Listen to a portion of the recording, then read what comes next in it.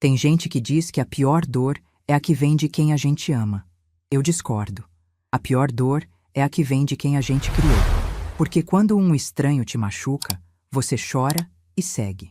Mas quando o machucado vem de alguém que você carregou dentro de si, que você alimentou com o melhor que tinha, que você ensinou a dar os primeiros passos, essa dor não passa. Ela muda de endereço, sai do peito e vai morar nos ossos. E fica ali, quietinha, te lembrando todos os dias que o amor nem sempre é devolvido na mesma moeda. Me chamo Beatriz de Souza Mendes, tenho 64 anos. E essa história que eu vou contar agora mudou tudo na minha vida. Tudo mesmo. Mudou minha casa, mudou meu endereço, mudou o jeito que eu me olho no espelho de manhã.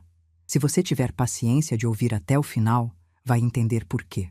E talvez, só talvez, vai se enxergar em algum pedaço dessa história. Porque o que aconteceu comigo não é raro. É só que a maioria das mulheres que passa por isso não tem coragem de contar. Eu resolvi contar. Era uma quinta-feira de maio. Eu me lembro porque quinta-feira era o dia que eu fazia sopa de legumes para o jantar, e eu tinha acabado de ralar a cenoura quando ouvi os passos do Renato no corredor. Meu filho, Renato, 34 anos, engenheiro civil, casado com Priscila, pai dos meus 2 netos, Pedro, de 9 anos, e Lívia, de 7. E a pessoa por quem eu dei cada gota de suor, cada noite de sono, cada pedaço de mim que eu tinha para dar. Eu morava com eles há 4 anos. No apartamento que eu ajudei a pagar, no bairro que eu assinei como fiadora para eles poderem alugar, dormindo no menor quarto da casa, aquele que ficava colado na área de serviço e que de madrugada eu ouvia o barulho da geladeira como se fosse um coração mecânico batendo do meu lado. Mas eu não reclamava. Nunca reclamei. Porque estar ali, perto dos meus netos, perto do meu filho, para mim já era suficiente.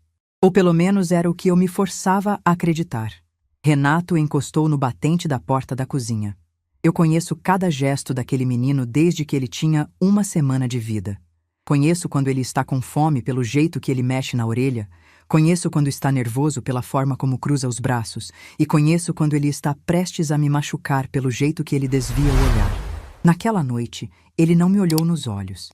Ficou ali, encostado, com as mãos nos bolsos da calça jeans, olhando para o rodapé da cozinha, como se o rodapé tivesse alguma resposta que ele precisava. Mãe, a gente precisa conversar. Larguei o ralador. Sequei as mãos no pano de prato, devagar, como quem já está se preparando por dentro para receber um golpe. Encostei na pia e esperei. Ele me contou que ele e Priscila tinham decidido se mudar para a casa de Dona Ivone, a mãe de Priscila.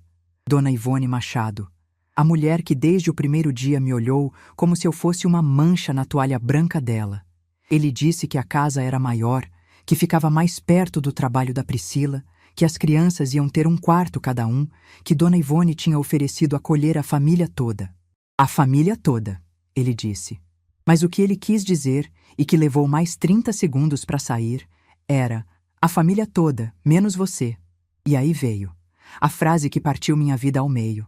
A frase que eu ouço até hoje quando fecho os olhos antes de dormir, como um eco que não perde a força. Lá é melhor, mãe. Desculpa. Eu fiquei parada, com as mãos ainda úmidas, com o cheiro da cenoura ralada nos dedos, com a sopa borbulhando atrás de mim no fogão. Fiquei olhando para o meu filho como se ele tivesse acabado de falar numa língua que eu não entendia. Mas eu entendia. Entendia cada sílaba.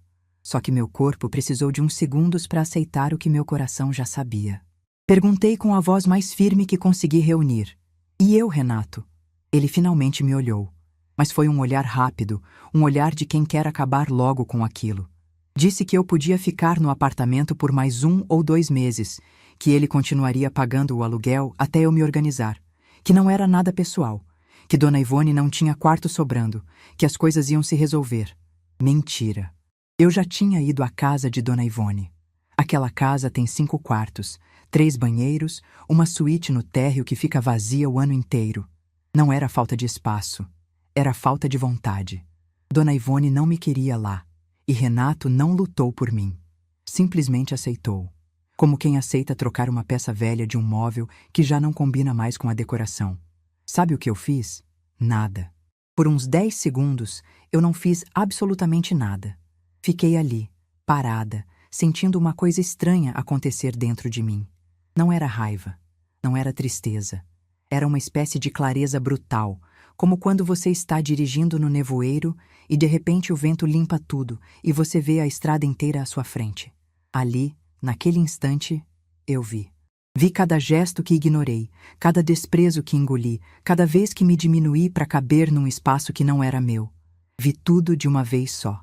E a Beatriz que chorava, que implorava, que pedia migalhas de atenção, essa Beatriz morreu ali, na frente daquele fogão, ao lado daquele ralador de cenoura. Sem dizer uma palavra, fui até o quarto da área de serviço. Abri o armário e tirei a mala que ficava no fundo, embaixo das cobertas extras que ninguém nunca usava. Uma mala preta, de rodinha, que eu tinha comprado anos atrás numa promoção. Nunca imaginei que um dia aquela mala seria o único objeto que me acompanharia para fora daquela casa. Comecei a guardar minhas coisas. Roupas, documentos, uma nécessaire com meus remédios, minha bíblia de capa surrada, um porta-retrato com a foto do Osvaldo, meu marido.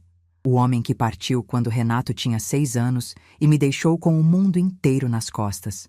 Renato ficou na porta do quarto, nervoso. Andava de um lado para o outro dizendo que não precisava ser assim, que eu estava exagerando, que não era para eu sair naquela noite. Mas eu não estava fazendo drama. Eu estava tomando a decisão mais lúcida da minha vida. A diferença é que quando uma mulher age com calma, o mundo acha que ela está sendo fria. E quando um homem faz a mesma coisa, chamam de determinação, pois eu estava determinada. Fechei a mala, vesti meu casaco cinza, aquele que Osvaldo me deu no nosso último inverno juntos e que eu nunca consegui me desfazer. Peguei minha bolsa.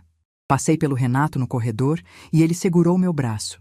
Vi nos olhos dele um lampejo de algo que parecia remorso, mas que não era forte o suficiente para virar uma frase de "Fica, mãe". Puxei meu braço com cuidado e disse apenas 3 palavras: "Cuida dos meus netos". Saí daquele apartamento sem olhar para trás. O corredor era comprido, mal iluminado, e o som da minha mala de rodinha no piso frio ecoava como se fosse a única coisa viva naquele prédio. Passei pela porta do quarto de Pedro e Lívia. Estava fechada. Eles provavelmente estavam dormindo, sem saber que a avó que os acordava todo dia com um beijo na testa estava indo embora. Sem saber que o café da manhã do dia seguinte seria diferente. Sem saber que, a partir dali, muita coisa ia mudar. Desci pelo elevador. O espelho do elevador me mostrou uma mulher que eu quase não reconheci. Os olhos secos, os lábios apertados, uma postura que eu não sabia que tinha. Não era a Beatriz derrotada que eu esperava ver. Era outra mulher. Uma mulher que estava cansada de pedir permissão para existir. Na portaria, o seu Ademar, o porteiro do prédio, me viu com a mala e fez uma cara de espanto. Deve ter achado que era viagem. Eu sorri para ele, desejei boa noite e saí pela porta da frente. A rua estava quieta. Era quase 9 da noite e fazia frio. Aquele frio de maio que entra pela gola do casaco e não sai. Caminhei até o ponto de ônibus da esquina e liguei para Zilda. Zilda é minha amiga de infância. A gente se conhece desde os 7 anos de idade, quando as mães da gente lavavam roupa no mesmo tanque da vila onde crescemos. Zilda é daquele tipo de amiga que não precisa de explicação.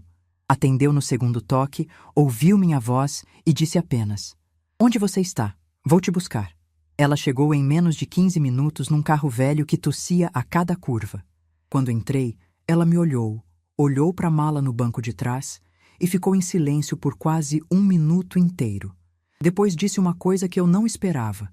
Não disse "que absurdo", nem "como ele teve coragem". Disse: "Graças a Deus, Beatriz. Graças a Deus você finalmente saiu de lá." E naquele momento, dentro daquele carro que cheirava a pastilha de hortelã e banco de couro velho, eu chorei. Chorei tudo que segurei naquela cozinha, naquele corredor, naquele elevador. Chorei pelos 4 anos que passei sendo invisível dentro de uma casa que eu ajudei a pagar. Chorei pelo Dia das Mães, em que Dona Ivone deu flores para Priscila, e eu fiquei ali, sentada na ponta da mesa, fingindo que não doía. Chorei pelo meu quarto ao lado da área de serviço, pelo barulho da geladeira de madrugada, por cada prato que lavei sozinha enquanto eles assistiam televisão no quarto. Chorei por tudo. Zilda não disse nada. Apenas dirigiu. E quando parei de chorar, pedi para ela ir até um endereço que ela não conhecia. Um prédio antigo perto do centro, numa rua arborizada que ficava quieta à noite. Ela estranhou. Perguntou se eu tinha parentes ali. Eu disse que não. Disse que tinha um apartamento. Meu. Comprado com meu dinheiro. Que ninguém no mundo sabia que existia. Ela estacionou devagar, me olhou com os olhos arregalados e soltou uma risada de surpresa, que foi a primeira coisa boa que eu ouvi naquele dia. Beatriz de Souza Mendes, sua danada. Você tinha um plano esse tempo todo? Eu sorri pela primeira vez em horas. Respondi. Não era um plano, Zilda. Era uma promessa que fiz para mim mesma. A promessa de que, se o dia chegasse, eu não ia ficar sem chão. Subimos. O apartamento era pequeno, um quarto, sala, cozinha e banheiro. Cheirava a tinta nova e a espaço vazio. Mas quando acendi a luz e vi aquelas paredes brancas, limpas, sem julgamento, sem reclamação, sem o olhar de reprovação de ninguém, eu senti uma coisa que não sentia há anos. Não era felicidade. Ainda era cedo para a felicidade. Era algo mais simples e mais profundo que isso. Era alívio. O alívio de quem tira um sapato apertado depois de caminhar o dia inteiro. O alívio de quem finalmente para de fingir que está tudo bem. Zilda me ajudou a estender um lençol no colchão que eu tinha comprado junto com o apartamento, preparou um chá com as coisas que encontrou na cozinha e ficou comigo até tarde. Não falamos de Renato. Não falamos de Priscila, nem de Dona Ivone. Falamos de quando éramos meninas, de quando brincávamos de casinha no quintal e sonhávamos com maridos bonitos e filhos carinhosos, de como a vida tinha rido dos nossos planos. Quando Zilda foi embora, eu fiquei sozinha naquele apartamento pela primeira vez. O silêncio era diferente. Não era o silêncio pesado de quem é ignorada. Era o silêncio leve de quem finalmente escolheu estar em paz. Deitei no colchão, olhei para o teto branco, e uma certeza começou a se formar dentro de mim, devagar, como água que enche um copo gota por gota. Eu não ia apenas sobreviver àquela situação. Eu ia fazer alguma coisa que ninguém esperava, porque o meu filho e a família que ele escolheu no meu lugar não sabiam de um detalhe pequeno, silencioso, quase invisível, como eu fui durante todos aqueles anos. Meu nome estava em tudo, nos contratos, nas fianças, nos papéis que sustentavam a vida confortável que eles levavam. E a mulher que assinou aqueles papéis com amor, com sacrifício, com a crença de que era assim que se demonstrava lealdade, essa mulher tinha acabado de descobrir que lealdade sem respeito é só servidão. Fechei os olhos e, pela primeira vez em 4 anos, dormi sem o barulho da geladeira. Para vocês entenderem o tamanho do que aconteceu naquela quinta-feira, eu preciso voltar no tempo. Preciso contar de onde eu vim e tudo que carreguei em silêncio durante quase 30 anos. Porque ninguém acorda um dia e decide sair de casa com uma mala. Isso é o resultado de anos de coisas que a gente engole achando que é amor, até que a garganta não aguenta mais. Eu me casei com Oswaldo Mendes quando tinha 22 anos. Ele era eletricista, trabalhador, daqueles homens que saíam de madrugada e voltavam com o corpo cansado, mas sempre com um sorriso quando me via. A gente se conheceu numa quermesse de igreja, no bairro Vila Esperança, em Campinas. Ele me tirou para dançar uma valsa desajeitada e eu soube naquela noite que ia casar com aquele homem. 8 meses depois, numa cerimônia simples, com bolo feito pela minha sogra e vestido emprestado da minha prima Dalva. A gente não tinha muito, mas tinha tudo. Alugamos uma casinha de 2 quartos, eu comecei a dar aula numa escola municipal do bairro e Oswaldo ia crescendo no serviço. Quando Renato nasceu, eu achei que minha vida estava completa. Lembro do dia em que trouxemos ele para casa, enrolado naquela manta amarela que eu mesma tricotei. Oswaldo colocou ele no berço e ficou olhando para o nosso filho dormindo com uma expressão que eu nunca vou esquecer. Era a cara de um homem que tinha encontrado o sentido de tudo. Renato cresceu sendo um menino doce, grudado em mim. Na escola era bom aluno. Em casa era carinhoso. Toda noite, antes de dormir, ele pedia para eu contar uma história. E mesmo quando eu estava exausta, eu sentava na beira da cama dele e inventava histórias de reinos distantes onde os filhos nunca esqueciam o amor das mães. Se eu soubesse o que sei hoje, talvez tivesse inventado histórias diferentes. Osvaldo partiu num domingo de manhã, quando Renato tinha 6 anos. Estava lavando o carro na garagem. Eu ouvi um barulho estranho, como se algo pesado tivesse caído. Quando saí correndo, ele estava no chão, com a mangueira ainda ligada, a água escorrendo pelo cimento. A ambulância veio, mas já era tarde. Uma parada cardíaca, disseram. Ele tinha 37 anos. Eu tinha 35. De repente, tudo que eu conhecia desapareceu. O sorriso na porta de casa. As mãos grandes consertando torneira no sábado. A voz grave cantando desafinado no banho. Tudo virou silêncio. E eu, que nunca tinha precisado resolver nada sozinha, de repente era a única responsável por tudo. Contas, escola, mercado, remédio quando o Renato ficava gripado, reunião de pais, conserto do chuveiro, goteira no telhado e aquele medo que aparecia toda noite quando eu trancava a porta e percebia que não tinha ninguém do outro lado. Mas eu não podia desabar. Tinha um menino de 6 anos que chorava toda noite pedindo pelo pai. Então, eu engoli minha dor, coloquei ela num lugar bem fundo e disse para mim mesma: Beatriz, agora é você e ele contra o mundo.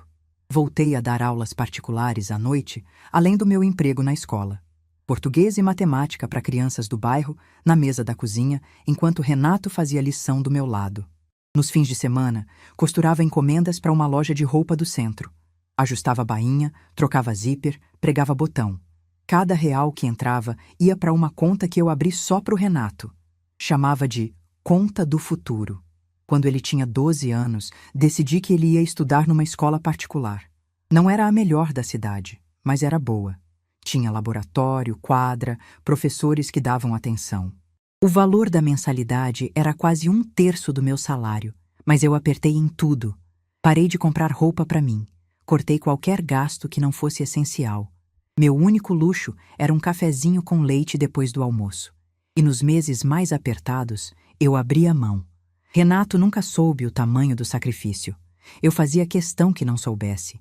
Achava que proteger meu filho era esconder dele a realidade. Ele ia para a escola de uniforme engomado, com lanche na mochila, achando que as coisas simplesmente apareciam. E eu deixava ele acreditar. Ele passou no vestibular de engenharia civil aos 19 anos. Quando o resultado saiu, eu estava na cozinha, como sempre, e ele veio correndo com o celular na mão, gritando que tinha passado.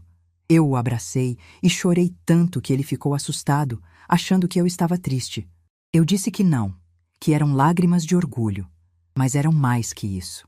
Eram lágrimas de alívio. Alívio de que todo sacrifício, toda madrugada acordada, todo botão pregado e todo prato de sopa servido sem reclamar, tinha valido para alguma coisa. A faculdade era pública, mas os custos eram muitos. Material, transporte, livros caros. Eu continuei dando aula particular, continuei costurando e comecei a vender marmita para os vizinhos. Minha amiga Zilda me ajudava na cozinha. Eu entregava de bicicleta, pedalando debaixo de sol ou de chuva, com quase 50 anos e uma caixa de isopor amarrada no bagageiro. Renato se formou em engenharia quando eu tinha 53 anos. Na formatura, eu estava na primeira fila, com um vestido azul marinho que costurei eu mesma, e um sapato de salto comprado em 12 vezes que me apertava tanto que voltei para casa mancando. Mas eu estava ali. E quando chamaram o nome dele e ele subiu naquele palco para pegar o diploma, eu vi Osvaldo nele. O mesmo sorriso. A mesma postura de quem conquistou algo grande. E eu pensei, a gente conseguiu, meu amor. A gente conseguiu. Renato arrumou emprego rápido numa construtora. Bom salário, boas perspectivas.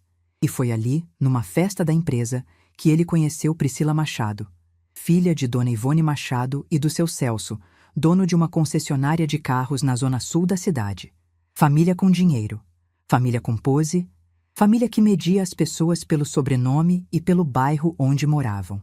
O primeiro almoço que Renato me levou na casa de Dona Ivone, eu já senti. Sabe aquela sensação de quando você entra num lugar e percebe que não é bem-vinda? Pois é. A casa era bonita, grande, com jardim bem cuidado e uma sala de jantar que parecia saída de revista. Dona Ivone me recebeu com um sorriso que não chegou nos olhos. me deu um aperto de mão em vez de abraço. E quando sentamos à mesa, a primeira coisa que ela disse foi: "Então a senhora é professora, né? Que bonito! É tão importante ter gente assim na educação. Gente assim." Essas duas palavras ficaram grudadas em mim como espinho. Eu era gente assim. Gente de outro nível. Gente que servia para educar os filhos dos outros, não para sentar na mesma mesa de igual para igual. Na volta para casa, Renato me perguntou se eu tinha gostado. Eu disse que sim, que Dona Ivone era simpática. Engoli mais uma, porque a felicidade dele continuava pesando mais que minha dignidade. E eu já estava tão acostumada a engolir que nem percebia mais o gosto amargo. O casamento veio 1 ano e meio depois. Eu ofereci ajuda com as despesas. Vendi a aliança de ouro do Osvaldo, a única joia de valor que eu tinha, numa loja de compra de ouro no centro da cidade. Também peguei um empréstimo consignado na aposentadoria. Renato aceitou tudo sem pestanejar. Não perguntou de onde vinha o dinheiro, não recusou. Pegou e usou, como sempre. Dona Ivone pagou a decoração importada, o vestido de grife da Priscila, o DJ que veio de São Paulo. Na festa, todo mundo elogiava o que ela tinha bancado. Ninguém sabia que o buffet que alimentou 150 pessoas tinha saído do ouro do meu marido e da aposentadoria de uma professora. Depois do casamento, começaram a procurar apartamento. Priscila queria morar num bairro que não era o nosso. Um bairro com prédios novos, portaria 24 horas, academia no condomínio. Renato, no começo da carreira, não tinha como bancar sozinho. E a imobiliária exigiu fiador. Adivinha quem assinou? Eu. Beatriz de Souza Mendes. CPF, RG, comprovante de renda. Assinei sem reclamar, sem pedir nada em troca, porque era pro meu filho. 2 anos depois, Priscila decidiu fazer pós-graduação numa faculdade particular cara. O financiamento exigia fiador. De novo, fui eu. Assinei os papéis enquanto Priscila conferia o celular sem me olhar. Renato nem estava presente. Mandou mensagem perguntando se eu podia resolver. Eu podia. Eu sempre podia.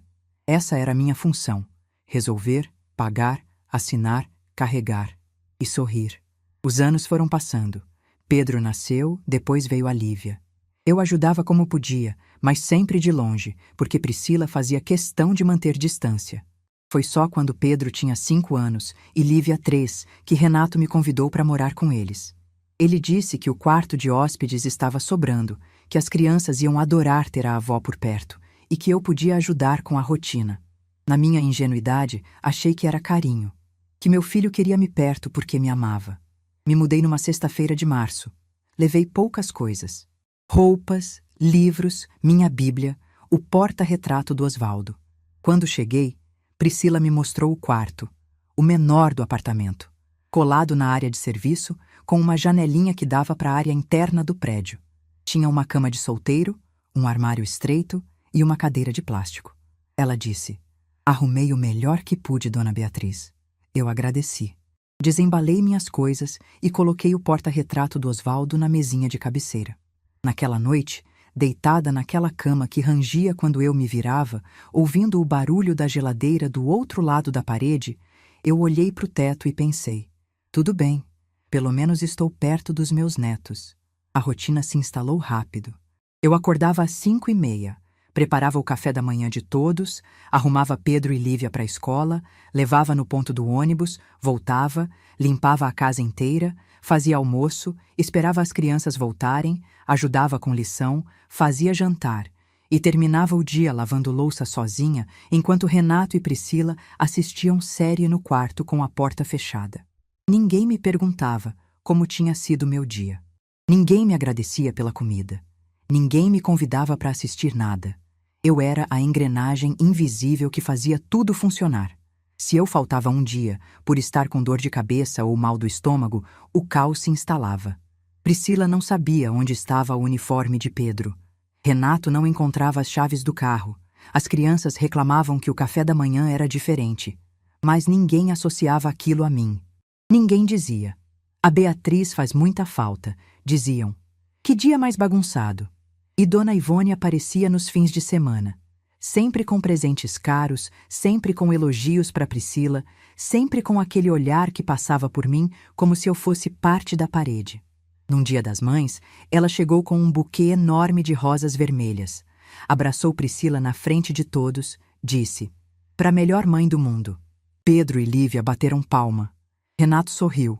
E eu fiquei ali, sentada na ponta da mesa, com as mãos no colo, esperando que alguém lembrasse que eu também era mãe. Que eu também estava ali. Que eu também existia. Ninguém lembrou. Naquela noite, depois que todos dormiram, eu fui até a cozinha beber água. E encontrei o buquê de Dona Ivone num vaso bonito no centro da mesa. As rosas estavam perfeitas, vermelhas, cheirosas. Fiquei olhando para elas por um longo tempo e uma coisa estranha aconteceu. Eu não senti inveja, não senti raiva, senti cansaço. Um cansaço profundo, dos ossos, da alma. O cansaço de quem percebe que não importa o quanto faça, nunca vai ser o bastante. Nunca vai ser vista. Foi na semana seguinte que eu tomei uma decisão em segredo. Peguei meu extrato bancário, calculei quanto tinha guardado da aposentadoria que depositava todo mês sem tocar e comecei a procurar um lugar para chamar de meu. Um mês depois, encontrei o apartamento. Pequeno, velho, num prédio sem elevador perto do centro. Mas o preço cabia no que eu tinha. Negociei diretamente com o dono, um senhor de 80 anos que estava vendendo para ir morar com a filha em Minas. Paguei à vista, em dinheiro, sem contar para ninguém. Naquele dia, voltando do cartório com a escritura dentro da bolsa, eu senti algo diferente. Não era alegria, era segurança. A segurança de saber que, se um dia o chão cedesse debaixo dos meus pés, eu teria onde cair. E de pé. Guardei a escritura no fundo da gaveta do meu quarto, debaixo das cobertas. E continuei minha rotina como se nada tivesse mudado. Continuei acordando às 5h30, fazendo café, limpando casa, lavando louça. Continuei sendo invisível. Mas agora, dentro de mim, algo era diferente. Eu tinha um segredo. E esse segredo me dava uma força que ninguém conseguia enxergar. A força de quem sabe que tem uma porta de saída. E que quando decidisse usar, ia sair de cabeça erguida. Eu só não sabia que o dia de usar aquela porta estava tão perto. As primeiras manhãs no meu apartamento foram estranhas. Eu acordava e por alguns segundos não sabia onde estava. A luz entrava diferente, mais suave, sem aquela claridade agressiva do quarto da área de serviço. O silêncio era outro. Não era o silêncio pesado de quem está sobrando. Era o silêncio leve de quem finalmente está sozinha por escolha e não por rejeição. Na primeira semana, eu quase não saí. Fiquei arrumando o apartamento devagar, no meu ritmo. Lavei as janelas, passei pano nos armários, coloquei cortinas que comprei numa lojinha do centro. Cozinhei para mim mesma pela primeira vez em anos. Não feijão para o Renato, não frango grelhado sem tempero, porque Priscila estava de dieta, não sopa rala para as crianças. Fiz um arroz bem soltinho, uma carne de panela com batata, do jeito que o Osvaldo gostava, e sentei na minha mesa pequena, sozinha, e comi devagar. Sem relógio, sem pressa, sem ninguém me esperando para nada. Foi estranho perceber que eu tinha desaprendido a viver para mim. Durante quase 30 anos, cada decisão que tomei foi pensando em alguém. O que o Renato precisava. O que a Priscila ia achar. Se as crianças estavam bem. E agora, de repente, a única pessoa com quem eu precisava me preocupar era eu mesma. E isso me assustava mais do que eu esperava. Zilda aparecia quase todo dia. Trazia pão de queijo, bolo de cenoura, sempre com aquele jeitão dela de quem não faz cerimônia. Sentava no meu sofá, tirava o sapato e ficava ali comigo, conversando sobre coisas simples. Me contava sobre a novela, sobre a neta que tinha passado num concurso, sobre o gato do vizinho que fugia toda semana. Ela não me tratava com pena. Me tratava com normalidade. E naquele momento, normalidade era exatamente o que eu precisava. Foi a Zilda que me fez perceber uma coisa que eu não tinha notado. Numa dessas tardes, ela me olhou por cima da xícara de café e disse: "Beatriz, você já reparou que desde que saiu de lá, você não teve uma crise de dor de cabeça?" Eu parei, pensei, e era verdade. Nos últimos 2 anos morando com o Renato e a Priscila, eu tinha dor de cabeça quase todo dia. Tomava remédio como quem toma água. Cheguei a ir num médico que disse que podia ser tensão, estresse acumulado. Mandou eu descansar mais. Como se descansar fosse uma opção para quem acordava às 5h30 e só parava às 10 da noite. E ali no meu apartamento, sem a rotina sufocante, sem os olhares de reprovação, sem a sensação constante de estar incomodando, as dores tinham simplesmente desaparecido. Meu corpo estava me dizendo o que minha cabeça se recusou a ouvir durante anos. Aquela casa estava me adoecendo. Na segunda semana, comecei a retomar coisas que tinha abandonado. Voltei a caminhar de manhã cedo, coisa que não fazia desde antes de me mudar para o apartamento do Renato. Descobri uma praça perto de casa com bancos de madeira debaixo de árvores enormes.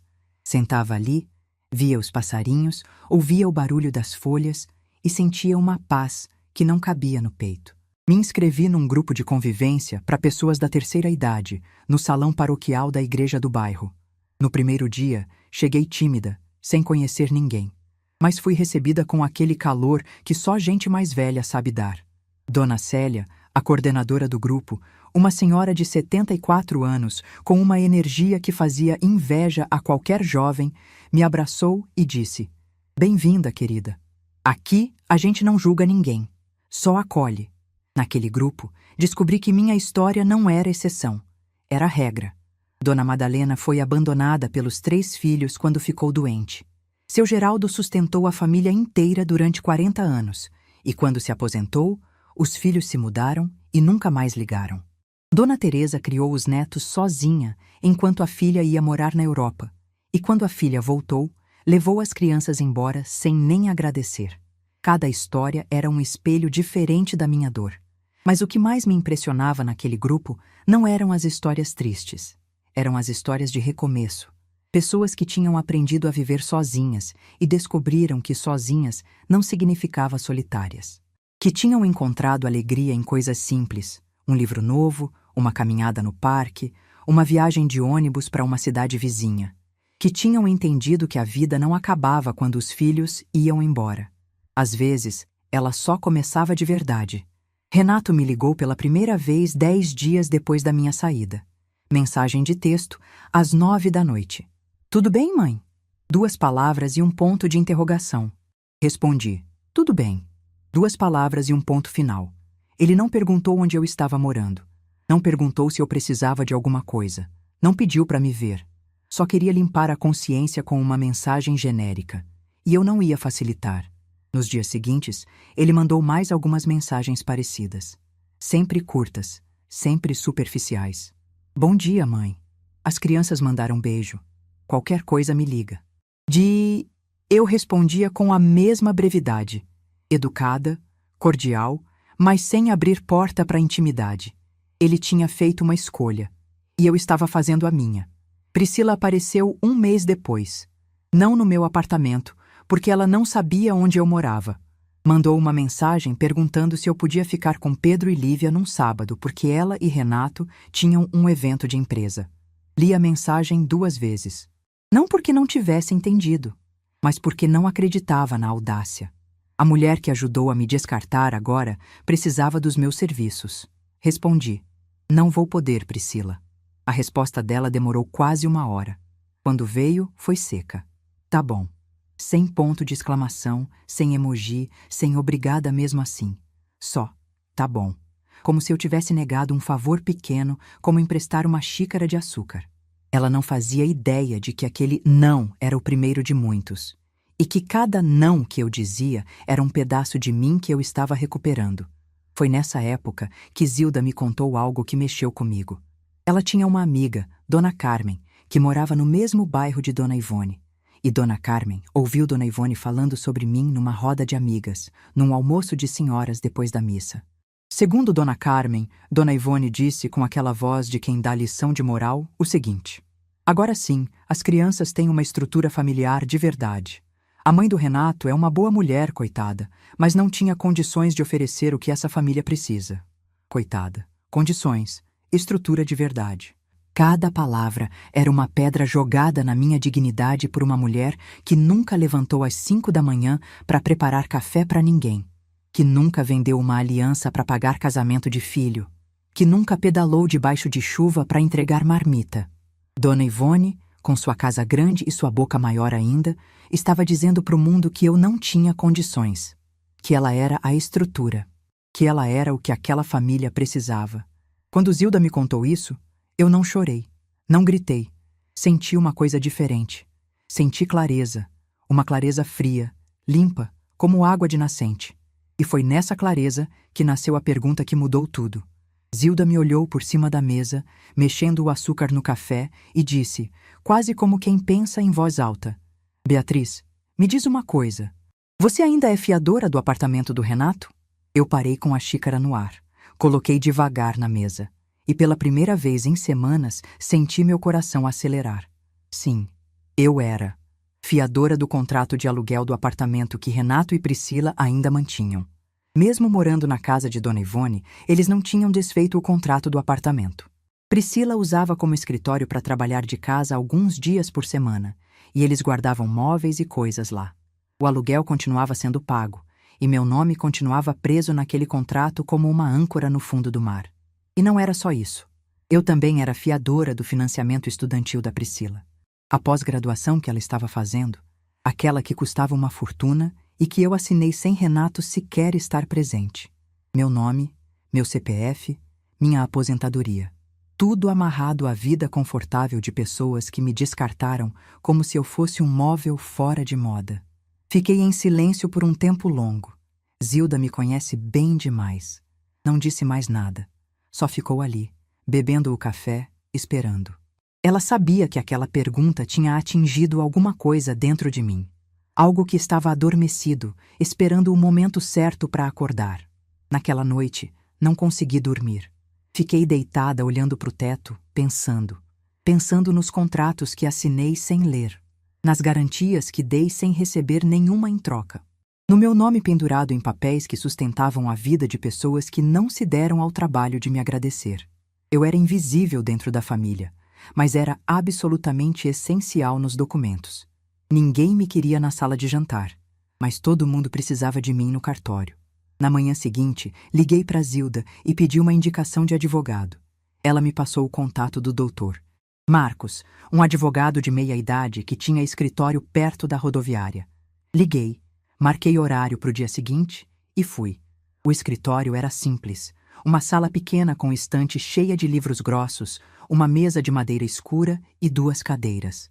Dr. Marcos me recebeu com aperto de mão firme e me pediu para contar tudo desde o início. Contei, sem pressa, sem enfeitar, sem esconder nada. Ele ouviu em silêncio, fazendo anotações num bloco amarelo. Quando terminei, ele tirou os óculos, esfregou os olhos e disse uma coisa que vou lembrar para o resto da vida.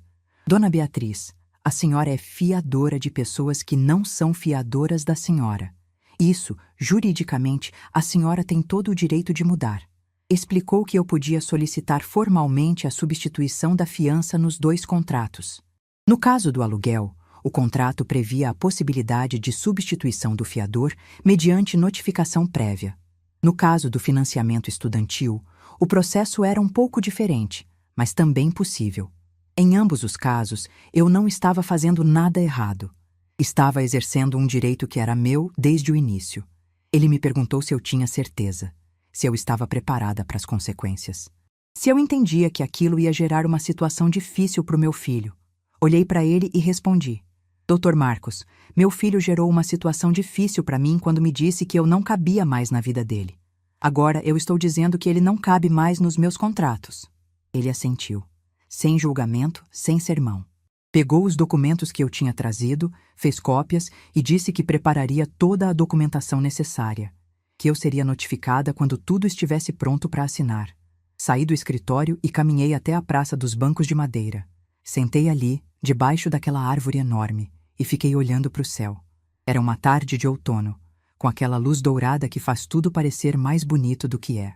E eu senti algo que não sei explicar direito. Não era raiva, não era satisfação. Era alguma coisa entre a tristeza e a paz. A tristeza de saber que meu filho me obrigou a chegar naquele ponto, e a paz de saber que eu finalmente estava cuidando de mim. Voltei para casa e fiz café. Sentei na varanda, olhei para a cidade que começava a acender as luzes da noite e pensei em Dona Ivone. na frase que ela disse sobre mim. Coitada, não tinha condições. Sorri. Pela primeira vez em muito tempo, sorri de verdade, porque Dona Ivone não sabia, ninguém sabia, que a mulher sem condições, a coitada, a professora aposentada que não era boa o suficiente para morar na casa grande, essa mulher era a única coisa que segurava de pé o castelo de cartas da vida deles. E essa mulher tinha acabado de decidir soltar tudo.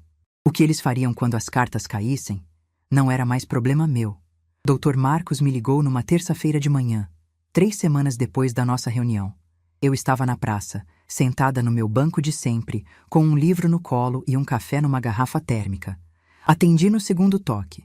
Ele disse que toda a documentação estava pronta, que as notificações formais de substituição de fiança seriam protocoladas naquela mesma semana. A do contrato de aluguel do apartamento iria direto para a administradora do imóvel. A do financiamento estudantil da Priscila iria para a instituição financeira vinculada à faculdade. Nos 2 casos, Renato e Priscila seriam notificados oficialmente. Teriam um prazo de 45 dias para apresentar um novo fiador ou garantia equivalente. Ele me perguntou, pela última vez, se eu tinha certeza. Fechei o livro.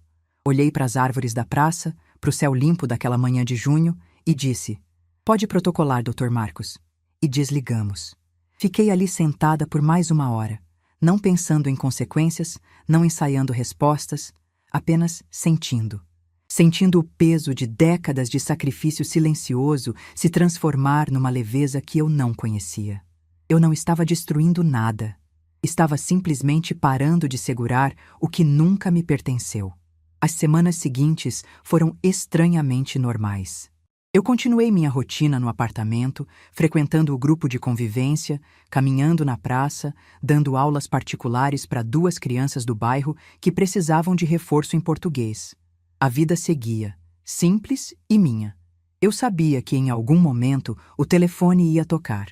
Sabia que em algum momento a notificação chegaria e que o mundo que eu tinha sustentado em silêncio iria tremer.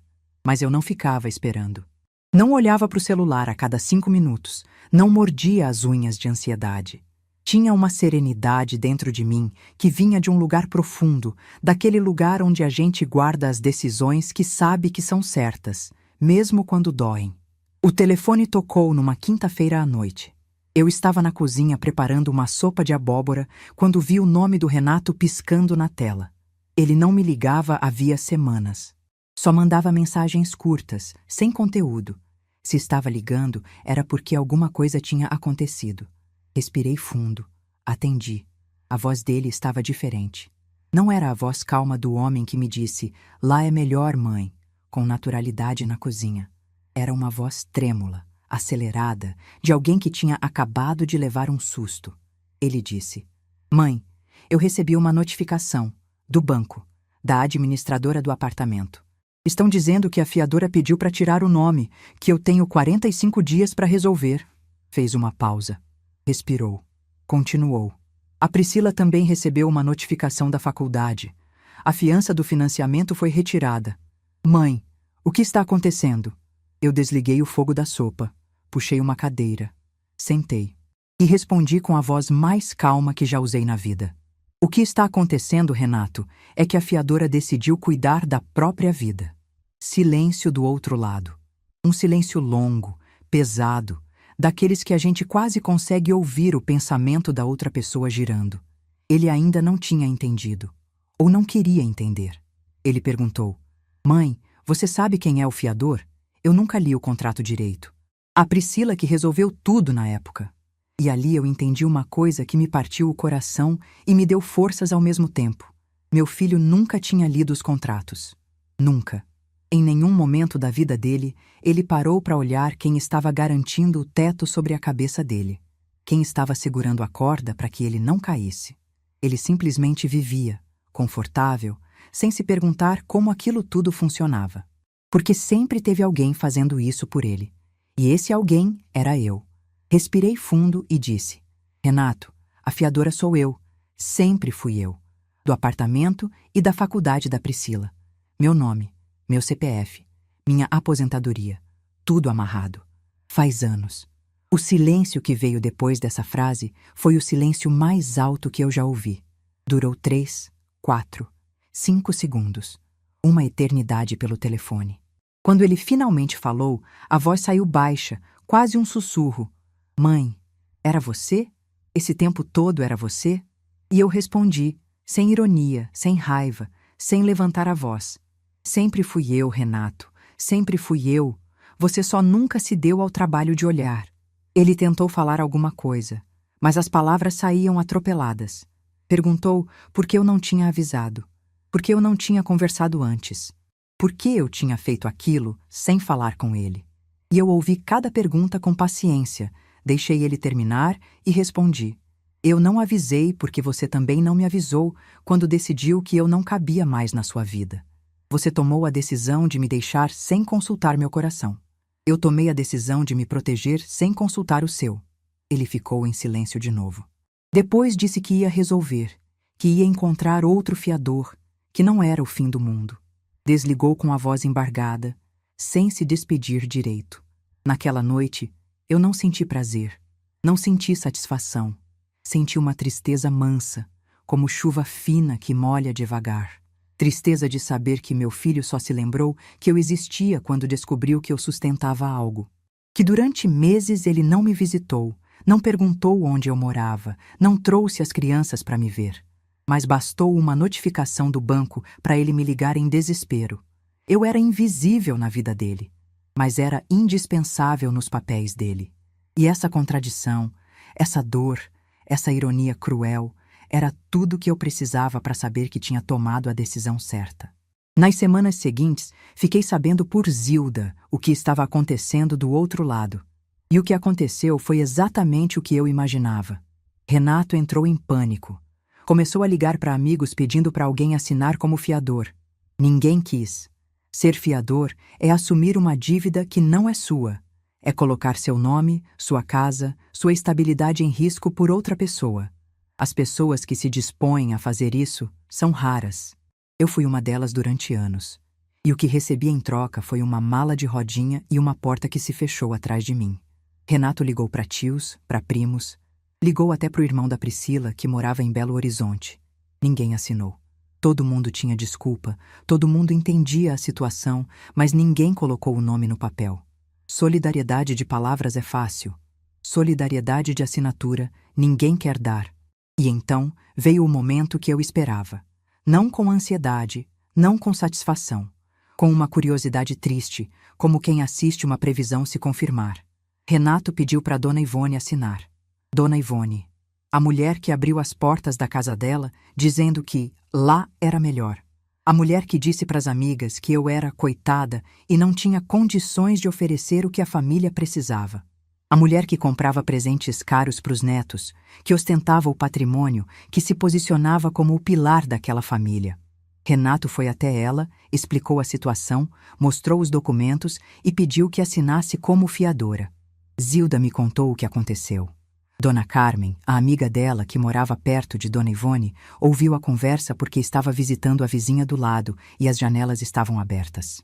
Dona Ivone ouviu tudo o que Renato tinha a dizer. Olhou para os documentos, olhou para o genro e respondeu com uma frase que eu vou guardar para sempre, não por maldade, mas porque ela revelou tudo o que eu já sabia. Meu filho, eu não posso colocar meus bens em risco. Cada um tem que cuidar do que é seu. Você entende, né? Cada um tem que cuidar do que é seu. A mesma mulher que me chamou de coitada. A mesma mulher que disse que eu não tinha condições. A mesma mulher que tomou o meu lugar na vida do meu filho. Não assinou uma linha sequer. Não arriscou um centavo do patrimônio dela. Não abriu a mão para nada que não fosse aplausos e opiniões. Sabe qual é a diferença entre mim e Dona Ivone? Eu assinei. Eu coloquei tudo que tinha em risco. Eu hipotequei minha segurança para garantir o futuro do meu filho. E quando ele não precisou mais de mim, me mandou embora com uma frase de 5 palavras. Dona Ivone não assinou nada. Não arriscou nada. Não deu nada além de espaço físico numa casa grande demais. Mas era ela que estava lá, sentada na cabeceira da mesa, recebendo os elogios. Quando Zilda terminou de me contar, eu fiquei em silêncio por muito tempo. Ela me perguntou se eu estava bem. Eu disse que sim, porque aquela informação não me deu alegria, me deu confirmação. A confirmação de que eu não estava errada, de que minha decisão não foi vingança, não foi crueldade. Foi a consequência natural de se desprezar quem te sustenta em silêncio. O prazo de 45 dias foi passando. Renato não conseguiu outro fiador. A administradora do apartamento mandou a segunda notificação, informando que, sem substituição da fiança, o contrato seria renegociado com condições desfavoráveis. A faculdade de Priscila enviou um comunicado dizendo que, sem fiança regularizada, a matrícula do próximo semestre seria suspensa. Priscila, que nunca me ligava para nada além de pedir favores, dessa vez me ligou. A voz dela não tinha o tom seco de sempre. Tinha algo que eu nunca tinha ouvido vindo dela. Medo. Disse que precisava conversar comigo, que era urgente, que eu não podia fazer aquilo com eles. Eu ouvi. E respondi com educação como sempre. Priscila, eu não estou fazendo nada com vocês. Estou fazendo algo por mim. Pela primeira vez na vida, estou cuidando de mim. Se isso causa um problema para vocês, é porque vocês construíram a vida de vocês em cima do meu sacrifício. E sacrifício sem respeito tem prazo de validade. Ela ficou muda. Desligou sem responder. Renato apareceu no meu apartamento 2 dias depois. Dessa vez ele sabia o endereço, porque eu mesma mandei por mensagem quando ele pediu para conversar pessoalmente. Quando abri a porta, levei um susto com a aparência dele. Estava mais magro, com olheiras profundas, o cabelo despenteado. Não parecia o engenheiro seguro que eu conhecia. Parecia o menino de 6 anos que acordava chorando de madrugada, pedindo pelo pai. Entrou. Olhou ao redor do apartamento. Vi nos olhos dele a surpresa. Ele esperava me encontrar num quartinho emprestado, numa situação precária. E encontrou um apartamento arrumado, limpo, com cortinas nas janelas, plantas na varanda e cheiro de café fresco. Ele sentou no sofá. Eu servi café. E ele chorou. Não chorou de raiva, não chorou de desespero financeiro. Chorou de vergonha. Disse, entre soluços, que só agora entendia o que eu tinha feito por ele a vida inteira. Que ele nunca parou para pensar em quem estava por trás de tudo. Que quando a Priscila resolvia os contratos, ele simplesmente assinava sem ler, sem perguntar, sem se importar. Que ele achava que as coisas simplesmente funcionavam. Que ele nunca imaginou que a fiadora, a pessoa que colocou tudo em risco por ele, era a mesma pessoa que ele mandou embora com uma mala num corredor frio. Eu escutei tudo, cada palavra. Sem interromper, sem consolar, sem passar a mão na cabeça. Quando ele terminou, eu disse: Renato, eu te amo. Nunca deixei de amar, mas amor não é sinônimo de servidão. Eu passei a vida inteira achando que amar era carregar, sustentar, aguentar. Descobri que amar também é saber a hora de soltar. E essa hora chegou. Ele me olhou com os olhos vermelhos e perguntou se eu ia voltar atrás, se eu ia reassinar os contratos. Se as coisas podiam voltar a ser como eram. Eu olhei para ele com toda a ternura e toda a firmeza que cabia dentro de mim e disse: Não, filho, não vai voltar a ser como era. Porque como era não estava bom para mim. Estava bom para todo mundo, menos para mim. E eu finalmente entendi que eu também conto. Ele saiu do meu apartamento naquela noite em silêncio. Não bateu porta, não gritou, não ameaçou. Saiu como quem finalmente entendeu que certas pontes, quando a gente queima, não pegam fogo por raiva. Pegam fogo porque não tinham mais para onde levar. Fiquei na varanda olhando ele entrar no carro. Vi que ele ficou parado ali dentro por uns minutos antes de ligar o motor. Talvez chorando, talvez pensando. Talvez pela primeira vez na vida, lendo o contrato que tinha com a própria mãe e percebendo que tinha descumprido todas as cláusulas. Quando o carro dele sumiu na esquina, eu olhei para o céu escuro e senti algo que não tem nome. Não era vitória. Não era alívio. Era algo entre a saudade do filho que ele foi e a aceitação do homem que ele se tornou. E a certeza inabalável de que eu, Beatriz de Souza Mendes, tinha feito a coisa certa. Mesmo que doesse. Mesmo que custasse. Mesmo que o mundo inteiro achasse que uma mãe nunca deveria fazer o que eu fiz. Porque o mundo inteiro nunca dormiu no quarto da área de serviço. 8 meses.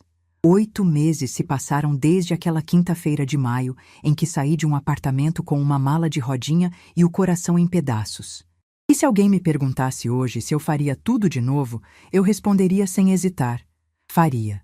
Cada passo, cada silêncio, cada porta que fechei atrás de mim. Mas não pensem que foi fácil. Não foi. Houve manhãs em que acordei, e a primeira coisa que pensei foi no cheiro do cabelo do Pedro quando ele encostava a cabeça no meu ombro para assistir desenho.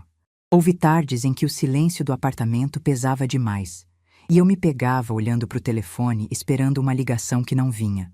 Houve noites em que a saudade dos meus netos era tão grande que eu abraçava o travesseiro e fingia que era a Lívia pedindo mais uma história antes de dormir. Mas a saudade, por mais que doesse, não era mais forte que a dignidade. E foi nessa balança entre o coração e o respeito próprio que eu fui, devagar, construindo uma vida nova. O apartamento que era meu segredo virou meu lar. Cada canto ganhou minha cara. A cozinha tinha temperos que eu gostava, não os que Priscila exigia.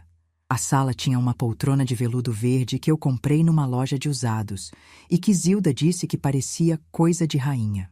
O quarto tinha cortinas claras que deixavam o sol entrar de manhã, diferente daquela janelinha sufocada do quarto da área de serviço. E na varanda, onde eu tomava café toda manhã, coloquei vasos de manjericão e hortelã que perfumavam o ar. Continuei dando aulas particulares. Meus 2 alunos do bairro, Davi e Amanda, vinham 3 vezes por semana. Crianças simples, de famílias trabalhadoras, que me lembravam do Renato quando pequeno. Quando Davi acertava uma conta de multiplicação e abria aquele sorriso enorme, eu sentia que ainda tinha algo valioso para oferecer ao mundo. O grupo de convivência da igreja virou minha segunda família. Dona Célia, a coordenadora, organizou uma viagem para Águas de Lindóia com o grupo. 3 dias num hotel simples com piscina térmica. Eu, que não viajava para lugar nenhum fazia mais de 10 anos, arrumei uma mala pequena. Não aquela mala preta de rodinha, essa ficou guardada no fundo do armário como um lembrete. E embarquei num ônibus fretado com mais 25 pessoas da minha idade. Naquela viagem, ri como não ria há anos. Joguei baralho até meia-noite com seu Geraldo e Dona Madalena. Nadei na piscina térmica debaixo de um céu estrelado. Dancei forró com um senhor chamado Joaquim, que tinha 2 pés esquerdos, mas uma alegria contagiante. E numa tarde, sentada na beira da piscina com os pés na água, liguei para minha irmã Aparecida, em Sorocaba, e contei tudo, tudo mesmo. Desde o bilhete do Renato até a retirada da fiança. Aparecida ficou em silêncio por quase 1 minuto. Depois disse, com a voz embargada: Beatriz, por que você não me ligou antes? Por que carregou isso sozinha? E eu respondi a verdade. Porque eu passei a vida inteira achando que carregar sozinha era ser forte. Agora sei que pedir ajuda também é. Aparecida veio me visitar no mês seguinte. Ficou 1 semana no meu apartamento, dormindo no sofá-cama que comprei justamente para receber visitas. Ela cozinhou comigo, andou comigo pela cidade, me levou numa feira de artesanato onde comprei um quadro pintado à mão que hoje fica na minha sala. Quando foi embora, me abraçou na porta e disse: Eu sempre soube que você era mais forte do que pensava. Agora o mundo também sabe. Enquanto minha vida florescia, fiquei sabendo por Zilda e Dona Carmen o que estava acontecendo na casa de Dona Ivone. E a ironia era tão perfeita que parecia roteiro de novela. Dona Ivone, que abriu as portas da casa com um sorriso largo dizendo que lá era melhor, estava descobrindo que receber uma família inteira era muito diferente de dar palpite de longe.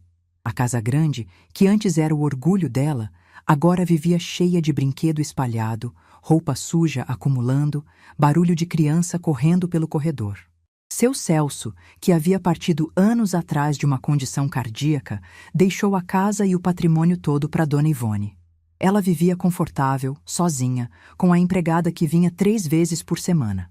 Agora, com Renato, Priscila e 2 netos dentro de casa, a empregada pediu aumento, a conta de luz triplicou e Dona Ivone começou a reclamar. Dona Carmen me contou que Dona Ivone andava dizendo para as amigas que não aguentava mais aquela situação, que não tinha mais privacidade na própria casa, que os jovens de hoje não sabem se organizar. A mesma mulher que me chamou de coitada agora estava vivendo exatamente o que eu vivi durante 4 anos, com a diferença de que eu aguentei calada e ela não parava de reclamar. Priscila, sem a pós-graduação que foi suspensa por falta de fiança, ficou frustrada. Começou a trabalhar mais horas para compensar financeiramente e chegava em casa tarde, cansada, sem paciência. As crianças ficavam com Dona Ivone, que não tinha o menor jeito com elas. Pedro, que estava acostumado com a avó Beatriz ajudando na lição, começou a ir mal na escola. Lívia ficou mais quieta, mais retraída. Quando Zilda me contou sobre as crianças, confesso que meu coração apertou. Elas não tinham culpa de nada. Eram crianças que amavam a avó e foram separadas dela por decisões de adultos que não mediram as consequências.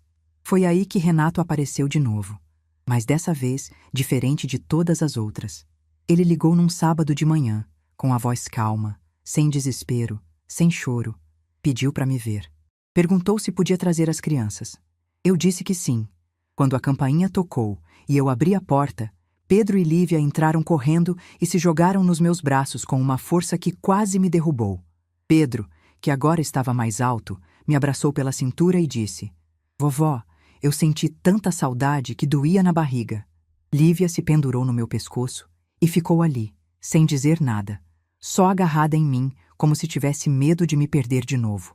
Eu me agachei, segurei os dois, e naquele momento senti que toda a dor dos últimos meses tinha valido por aquele abraço. Não porque eu precisava deles para me sentir completa, mas porque amá-los era uma escolha minha, não uma obrigação imposta. Renato ficou parado na porta, observando a cena. Estava diferente. Não mais magro e desesperado como da última vez. Estava mais sóbrio, mais contido, com uma expressão nos olhos que eu não via nele desde a infância. Humildade. Entrou devagar. Olhou ao redor do apartamento, viu os vasos na varanda, o quadro de Aparecida na parede, os livros na estante, minha poltrona verde. Viu uma mulher que tinha construído uma vida sem a permissão dele. E eu vi nos olhos dele que aquilo doeu. Não de ciúme ou de raiva. Doeu de perceber que a mãe que ele achava frágil era, na verdade, a pessoa mais forte que ele conhecia. Enquanto as crianças brincavam com os lápis de cor que eu tinha comprado especialmente para elas, Renato sentou na cozinha comigo. Não pediu para eu voltar. Não pediu para reassinar nada. Disse apenas: "Mãe, eu errei. Não tenho como desfazer o que fiz. Mas quero que a senhora saiba que eu entendi. Entendi o que a senhora fez por mim a vida inteira, e entendi o que eu fiz com a senhora. Se um dia a senhora quiser me perdoar, vai ser no seu tempo. Eu vou estar aqui." Eu olhei para o meu filho e vi nele, pela primeira vez em muito tempo, o menino que eu criei. Não o homem moldado pela Priscila e pela Dona Ivone. O menino que sentava na cozinha comigo tomando chá e contando como tinha sido o dia. E eu disse: "Renato, perdão não é uma coisa que se pede. É uma coisa que se constrói. Se você quer meu perdão, comece me respeitando. O resto vem com o tempo." Ele assentiu. Não disse mais nada. E ali, naquela cozinha pequena, com o cheiro de café e o barulho dos meus netos desenhando na sala, alguma coisa começou a mudar entre nós. Não era um recomeço. Era algo novo. Uma relação que nunca existiu antes, porque antes eu era a mãe que servia e ele era o filho que recebia. Agora, éramos 2 pessoas adultas, aprendendo a se respeitar. A partir dali, Renato passou a trazer as crianças a cada 15 dias. Sempre ligava antes, sempre perguntava se eu podia. Nunca mais apareceu sem avisar, nunca mais tratou minha disponibilidade como garantida. Pedro e Lívia ganharam um cantinho no meu apartamento, com lápis de cor, cadernos e uma caixa de brinquedos. Nesses fins de semana, a casa voltava a ter cheiro de bolo de fubá e risada de criança. Priscila nunca veio ao meu apartamento, nunca me ligou para pedir desculpas. Dona Carmen me contou que ela culpava a mim pela suspensão da pós-graduação. Eu não esperava desculpas dela. Já tinha passado da fase de esperar qualquer coisa de pessoas que nunca me enxergaram como gente. No meu aniversário de 64 anos, Zilda organizou uma festa surpresa no meu apartamento. Juntou o pessoal do grupo de convivência, Dona Célia, seu Geraldo, Dona Madalena. Aparecida veio de Sorocaba de ônibus com um bolo de laranja que era a receita da nossa mãe. Até seu Joaquim, o senhor dos 2 pés esquerdos da viagem, apareceu com um buquê de margaridas e um sorriso sem jeito. Quando olhei ao redor daquela sala cheia de gente, com música tocando num radinho, com vozes e risadas e pratos de comida, eu pensei no Dia das Mães, em que fiquei invisível na ponta da mesa enquanto Dona Ivone entregava rosas para Priscila. Pensei nas noites lavando louça sozinha. Pensei no quarto da área de serviço. E sorri, porque agora eu estava cercada de pessoas que me viam, que sabiam meu nome, que me escolhiam, não por obrigação, não por conveniência, mas porque gostavam da minha companhia. E isso, essa sensação de ser vista e valorizada, valia mais que qualquer casa grande, qualquer sobrenome importante, qualquer buquê de rosas comprado só para fazer bonito. Renato trouxe as crianças na festa. Pedro me deu um cartão feito à mão que dizia: "Pra melhor vovó do mundo inteiro e de todos os planetas." Lívia me deu um desenho de nós duas de mãos dadas, com um sol enorme em cima e a palavra amor, escrita em letras tortas. Guardei os dois dentro da minha Bíblia, junto com a foto do Osvaldo. Hoje, enquanto conto essa história, estou sentada na minha poltrona verde, com o cheiro do manjericão entrando pela janela da varanda e o sol da tarde esquentando meus pés. A cidade está quieta lá embaixo, e eu estou em paz. Não porque tudo se resolveu perfeitamente. A vida não funciona assim. Priscila continua distante. Dona Ivone continua sendo Dona Ivone. A pós-graduação continua suspensa.